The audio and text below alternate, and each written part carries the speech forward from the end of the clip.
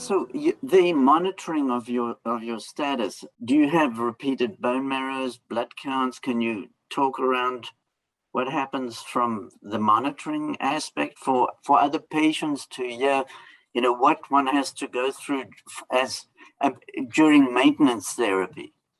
Absolutely. And again, just to show you just a real simple sheet here, and I don't know if you can actually see the headings.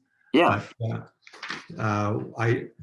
with the fact of taking the Onureg, one of the side effects can be neutropenia or a low neutrophil count.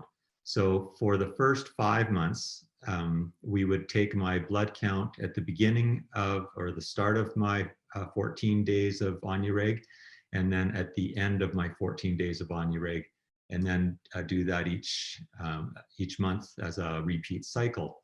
And the notion there is to create a baseline for my platelets, my hemoglobin, and both white blood cell count and neutrophils. And of course, I was monitoring my weight as well.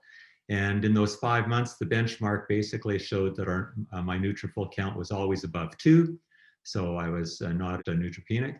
And my platelets were always generally above the minimum, sort of in the 150 range up from there. And my hemoglobin has steadily increased from about 100 up to ranging at about 155 today. So those symptoms were not an issue. And today I'm now doing blood work once a month, which is at the start of my cycle every month. Are you having bone marrows done to evaluate the underlying mutations that were present at diagnosis? And no, so there's no bone marrow biopsy, no bone marrow aspirates at this point in time.